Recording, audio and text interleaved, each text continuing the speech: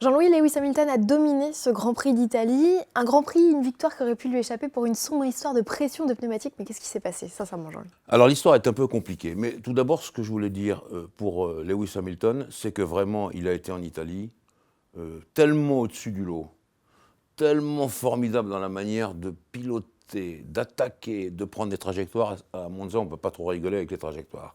Vraiment, il a été sensationnel. Et bon, les plaisantins disent que c'est parce que maintenant il était en blond platine. Mais moi, je ne crois pas. Je crois que justement, il a basculé dans le cercle de ces sportifs explosifs et que franchement, maintenant, il est purement et simplement imbattable. Et je ne vois pas ce qui va barrer sa route au championnat du monde. Pour en venir à la pression des pneus, eh bien, vous savez que depuis les incidents de Silverstone 2013, toute cette série de déchappages et d'éclatements, Pirelli donne à chaque Grand Prix des pressions de pneus minimales à respecter. Et naturellement, comme il y a eu un peu de tracas au récent Grand Prix de Belgique, à Monza, il y a eu un contrôle. Et si vous voulez, le contrôle de la voiture de Hamilton et la voiture de Rosberg, les deux Mercedes donc, ont montré qu'elles étaient avec des pressions de pneus un peu plus basses. Mais en réalité, elles avaient été contrôlées à la fois par Mercedes et par quelqu'un de Pirelli, juste au moment où elle les a sorties de les couvertures chauffantes. Et donc, elles étaient montées sur la voiture. Et donc, elles étaient légales.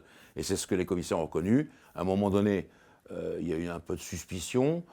Certains concurrents se sont énervés en disant qu'il faut les disqualifier, etc. etc. Ce n'était pas facile de disqualifier Hamilton à Monza parce qu'il y avait une Ferrari derrière. Il faut penser à ça, au scandale que ça aurait pu faire. Et donc, il a été rétabli dans son bon droit. Rosberg, lui, ça n'a pas compté puisqu'il a abandonné. Alors justement, ce qui pourrait peut-être arrêter Hamilton, c'est une casse moteur, comme c'est arrivé à Nico Rosberg. C'est difficile à digérer, Jean-Louis, à la fois pour le pilote et l'équipe, une équipe qui n'était pas très contente. Oui, l'équipe n'était pas très contente, Nico Rosberg non plus, pour plusieurs raisons. Tout d'abord, le moteur d'Hamilton était à deux pas d'exploser lui aussi. C'est ce que dit Mercedes sous le manteau. Mais ce moteur d'Hamilton, ils y tenaient chez Mercedes comme à la prunelle de leurs yeux parce que c'est le premier moteur de 2016. Et donc, vous avez intérêt à analyser chaque pièce l'une après l'autre pour savoir comment s'est comporté ce moteur. C'est comme ça que ça va fonctionner. Rosberg, lui, pour des problèmes différents, a eu un moteur qui avait 6 grands prix dans les pattes et qui malheureusement a cédé. Mais le problème de Rosberg, ce n'est pas la naissance de son enfant, c'est qu'il a quand même la tête un peu tournée, c'est qu'il a du mal à résister à Hamilton, il faut voir les choses comme elles sont, et qu'il a expliqué qu'il a eu un problème de suralimentation pour son moteur, et ça, c'est des choses qu'on tient secrètes chez Mercedes. Donc, il s'est fait taper sur les doigts. Maintenant, pour en revenir à sa prestation, il a pris un départ moyen, il avait fait des qualifications moyennes, et bon, il a cassé son moteur, fin de l'histoire. Le plus grave pour lui maintenant, c'est qu'il a 53 points d'Hamilton, ce qui fait 2 victoires, et ça, c'est beaucoup. Alors on embraye sur les Ferrari, dont vous venez de parler, Jean-Louis, avec un Sébastien Vettel qui monte sur la deuxième marche du podium. Kimi Raikkonen n'est que cinquième. Ils avaient sincèrement tout pour réussir, les Ferrari étaient vraiment au top. Et qu'est-ce qui peut expliquer ce retour justement dans les hautes sphères de la Formule 1? Alors, d'abord, parlons juste de la course. Il apparaît que quand même Kimi Raikkonen, que j'aime beaucoup, comme vous le savez, il s'est planté au départ avec la manette d'embrayage. Vous savez que c'est un embrayage manuel. Et donc, ça n'a pas beaucoup plu à Ferrari. Je referme cette parenthèse. Vettel, lui, a été formidable. Qu'est-ce qui explique ce retour du moteur Ferrari? Parce que quand même, à Monza, c'est un circuit de moteur par priorité. Qu'est-ce qui explique ce retour? Eh bien, je vais vous livrer l'explication de Éric Boulier et d'autres ingénieurs. C'est que Ferrari a débauché 6 ingénieurs de Mercedes. Voilà. Alors je laisse Éric Boulier la responsabilité de ses propos, mais également chez Williams on dit la même chose, et qu'en l'occurrence, le moteur Ferrari, il remarche extrêmement fort. Il a montré qu'il pouvait faire quelque chose à Monza, c'est important. Et si le châssis Ferrari avait été aussi bon que le Mercedes, je pense que Hamilton aurait eu des soucis.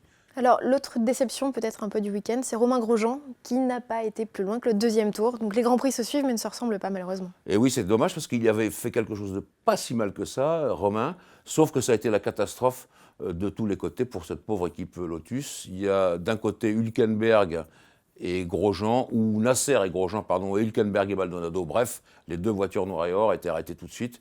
Elles ont emballé, elles sont parties, c'était fini pour elles. C'est triste pour Romain. On dit qu'il est sur le départ pour aller dans la future écurie américaine. Ça, je demande à voir, parce que les transferts n'ont pas beaucoup bougé à Monza, et je ne crois pas qu'ils le bougent d'ici au Mexico.